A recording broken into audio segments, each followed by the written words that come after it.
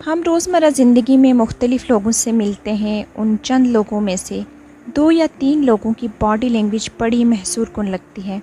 उनकी तवज्जो हमें अपनी तरफ खींच लेती है। उनका उठना, बैठना, बात करना और हाथों का इस्तेमाल हमें ये एहसास दिलाता है कि ये कितने पुरएतमाद और मुकम्मल शख्सियत के हामिल अफराद हैं। आप भी उन लोगों जैसे बन सकते हैं। आप अपनी बॉडी लैंग्वेज को बेहतर बना सकते हैं। मेरी ये वीडियो मुकम्मल देखें और अपनी बॉडी लैंग्वेज और पर्सनैलिटी को ऐसा बनाएं कि लोग आपकी प्रेजेंस को महसूस करें। तो सबसे पहले मैं बॉडी लैंग्वेज के कुछ बेनिफिट्स आपको बताऊंगी और फिर हम उन मिस्टेक्स को डिस्कस करेंगे जो आपको लेस कॉन्फिडेंट बनाते हैं और ऐसी छोटी छोटी मिस्टेक्स आपकी पर्सनैलिटी को डैमेज करती हैं। तो उसके साथ हम उन तरीक़ों के ऊपर भी बात करेंगे जिनसे हम अपनी बॉडी लैंग्वेज को बेहतर बना सकते हैं। कॉन्फिडेंट बॉडी लैंग्वेज के बहुत सारे फ़ायदे हैं। सबसे पहले मैं जिस टॉपिक पे बात करूँगी, जिस बेनिफिट के ऊपर बात करूँगी, वो ये है कि जब आप बात करते हैं तो सबकी निगाह का मरकज़ आपकी बॉडी लैंग्वेज होती है। चाहे आप किसी महफ़िल में बात कर रहे हैं, आप कहीं पे प्रेजेंटेशन दे रहे हैं या किसी इंटरव्यू का हिस्सा हैं, जो बात वहाँ पे बैठी ऑडियंस लोग नोट करेंगे वो आपकी बॉडी लैंग्वेज होगी। और उसमें शामिल कुछ फैक्टर्स हैं, जैसे आपका आई कांटेक्ट, आप कहाँ देख रहे हैं, आपके हाथों की हरकत या मूवमेंट क्या है, आप बोलने में कितने कॉन्फिडेंट हैं, आप कहाँ देख रहे हैं और सबको कैसे सुन रहे हैं और कैसे आप एक्सप्रेशंस दे रहे हैं। ये सब आपके फ़र्स्ट इम्प्रेशन को डिफ़ाइन करता है। दूसरे नंबर पे अगर कॉन्फिडेंट बॉडी लैंग्वेज की बात की जाए तो हमारी पूरी शख्सियत को एक कॉन्फिडेंट बॉडी लैंग्वेज बदल के रख देती है। जब आप पुरएतमाद तरीके से मुकम्मल आई कांटेक्ट के साथ बात करेंगे तो आप लोगों को पुरएतमाद और मुकम्मल नज़र आएंगे।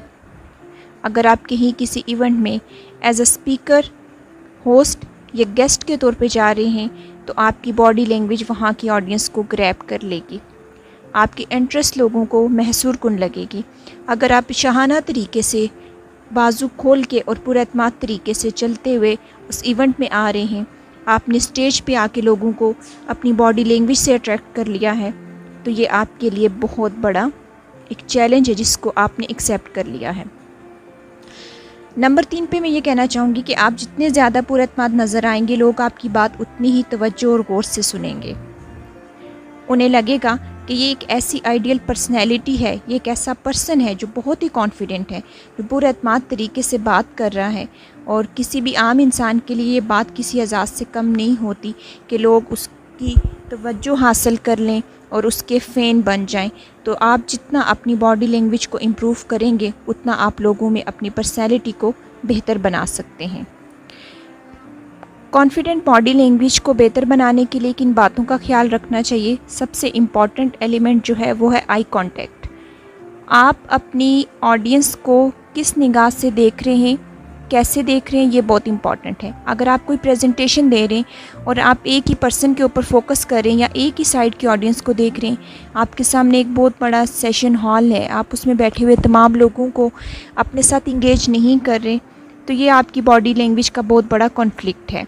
ठीक है, तो आपके हाथ में अगर कोई मोबाइल है, आप उसको बार बार देख रहे हैं, कोई फ़ाइल आप उसको चेक कर रहे हैं या आपने कुछ नोट्स लेके रखे हैं, आप बार बार वहाँ से रीडिंग कर रहे हैं, तो ये एक बहुत गलत इंप्रेशन जाएगा।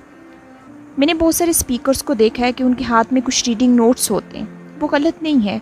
आप अपने पास कुछ नोट्स रख सकते हैं। कुछ लोगों को बातें याद नहीं रहती तो वो मेन पॉइंट्स उस नोट के ऊपर लिख लेते हैं, लेकिन एक स्पीकर के पास सबसे ज़्यादा जो नॉलेज और स्किल होनी चाहिए वो वर्बल नॉलेज होना चाहिए कि वो किसी भी टॉपिक पे बग़ैर किसी चीज़ को हाथ लगाए वो बोल सके, वो बार बार अपनी फ़ाइल को ना देखे।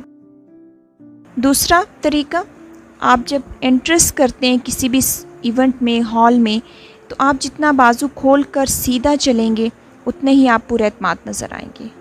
Don't cross your arms. ठीक है, आप अपने जो बाजू हैं इनको क्रॉस मत करें।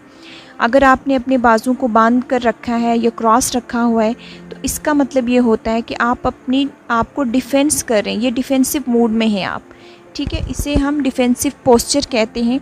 आप कॉन्फिडेंट नहीं हैं और ख़ुद को कंफ्यूज होने से बचा रहे हैं, तो ये आपको उसी टाइम पे लोग पहचान लेंगे। यहाँ पे मैं एक आप एग्जांपल देख सकते हैं। वो जब रूम में एंटर हुए तो उनकी बॉडी लैंग्वेज ने सबको एकदम से वाइब्रेंट कर दिया। तो आपकी चलने का जो तरीका है, आप किस पोजीशन में किस तरफ से चल रहे हैं, आपकी बॉडी लैंग्वेज क्या बता रही है, आप कितना स्माइली फेस के साथ आ रहे हैं, वो बहुत इम्पॉर्टेंट है। नंबर 3 पे आपकी जो सिटिंग पोजीशन है, स्टाइल है, ये जो पोस्चर है, सिटिंग पोस्चर जो है वो बहुत इम्पॉर्टेंट है। जब आप किसी चेयर या सोफ़े पर बैठे हैं तो उससे भी आपकी बॉडी लैंग्वेज का अंदाज़ा लगाया जा सकता है। से खुलकर बैठें और अपनी जगह को घेरे रखें और हाथों को रिलैक्स रखें और एक टांग को दूसरी टांग पर रखकर कॉन्फिडेंट लग सकते हैं। तो आपकी जो सिटिंग पोजीशन है, आपके जो सिटिंग पोस्चर है, आपके जो शोल्डर्स हैं वो नीचे की तरफ नहीं झुके होने चाहिए, वो स्ट्रेट होने चाहिए। आपके हाथों में बहुत ज़्यादा मूवमेंट नहीं होनी चाहिए और आपके चेहरे पे कोल्ड स्माइल नहीं होनी चाहिए। एक लाइट सी हल्की सी स्माइल हो और आप एक पूरा एतमाद इंसान नज़र आ रहे हों। नंबर 4 पे मैं जो बात करना चाहूँगी वो है हाथों का इस्तेमाल और उनकी मूवमेंट। अगर आप अपनी ऑडियंस के सामने खड़े होकर बात कर रहे हैं तो जितना हो सके हाथ और बाजू खोल कर बात करें। अपने हाथों की मुट्ठियाँ बंद ना करें, पॉकेट्स में हाथ ना डालें या कपड़ों को पकड़कर उनसे ना खेलें। ये तमाम बातें जो हैं वो आपको लेस कॉन्फिडेंट शो करें। तो हाथों का इस्तेमाल, उनकी मूवमेंट बिला ज़रूरत नहीं होनी चाहिए। आपको वो साइंस भी पता होनी चाहिए जिससे आप, कुछ लोग विक्ट्री का साइन भी यूज़ कर लेते हैं, तो वो बहुत इम्पॉर्टेंट है। वो आपकी बॉडी लैंग्वेज को बेहतरीन बनाने में आपका हेल्प करती है। हैंड जेस्चर्स भी आपकी बॉडी लैंग्वेज को बिल्ड करने में बहुत हेल्प करते हैं। जब भी आप बात करें तो मुख्तलिफ हैंड जेस्चर्स का इस्तेमाल करें। जैसे अगर आप स्पीकिंग सेशन दे रहे हैं और आपके सामने कोई बात कर रहा है और आप उसको रोकना चाहते हैं तो आप पहला जो जेस्चर है वांट टू टॉक का, आप हाथ खड़ा करके उनको रोक सकते हैं। दूसरा है डायरेक्ट रिस्पॉन्स का जेस्चर, क्लैरिफाई और पॉइंट ऑफ ऑर्डर। ये वो जेस्चर्स हैं जो आप अपनी ड्यूरिंग कन्वर्सेशन अपने ऑडियंस के साथ इसको इस्तेमाल कर सकते हैं। कुछ फीलिंग्स की बात की जाए तो जैसे अग्री होता है, डोंट अग्री, अपोज या ब्लॉक, तो हम अपनी फीलिंग्स को भी एक्सप्रेस कर सकते हैं। जेस्चर्स, हैंड जेस्चर्स, आप जब हाथों से बात करते हैं तो वो आपकी बॉडी को, आपकी बॉडी लैंग्वेज को पूरा एतमाद दिखाता है और लोगों के ऊपर एक ट्रस्ट बिल्ड होता है और वो आपकी बात को सुनने में इंटरेस्टेड होते हैं। हाथों का गैर ज़रूरी इस्तेमाल बंद कर दें। टांगों को बिला ज़रूरत हिलाना, उंगलियों को मरोड़ना और अपने इर्द गिर्द की चीज़ों को टच करना, ये सब आपको कंफ्यूज दिखाता है। उसके साथ साथ अगर आप खड़े होकर कोई स्पीच दे रहे हैं तो कंधों को आगे की तरफ ना झुकाएं, सीधा रखें। जितना आप स्ट्रेट पोजीशन में रहेंगे आप कॉन्फिडेंट नज़र आएंगे। तो ये चीज़ें, इनके ऊपर आपने काम करना है। लास्ट में जो इम्पॉर्टेंट फैक्टर है वो है आप किसी से हैंडशेक करें या हग करें, गले मिल रहे हैं, स्माइल के साथ आप उनको हैंडशेक करें और एक टाइट हैंडशेक दें और मुस्कुरा कर मिलें ताकि आप के हाथों की जो जुम्बिश है उससे उनको पता चले कि you are confident enough, you are happy in the event और आप एक खुशी से यहाँ पे आएँ और आप लोगों को अपनी तरफ अट्रैक्ट करना चाहते हैं। ये जो वीडियो बॉडी लैंग्वेज के ऊपर थी, इसमें मैंने कुछ बेनिफिट्स को डिस्कस किया कि बॉडी लैंग्वेज के बेनिफिट्स क्या हैं, आप उन मिस्टेक्स को कैसे आइडेंटिफाई कर सकते हैं जिसकी वजह से आपकी बॉडी लैंग्वेज लेस कॉन्फिडेंट नज़र आती है, और आप कैसे अपने सिटिंग पोजीशन, हाथों का इस्तेमाल और अपने आई कांटेक्ट को बेहतर बना सकते हैं।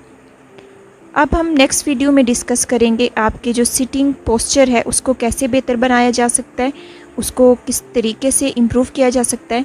तो मेरे चैनल को सब्सक्राइब करें, मेरी वीडियोस को लाइक एंड शेयर करें और कमेंट करें कि आप किस तरह की वीडियोस चाहते हैं मज़ीद बॉडी लैंग्वेज के ऊपर, जिससे आप अपने कॉन्फिडेंस को बिल्ड कर सकते हैं।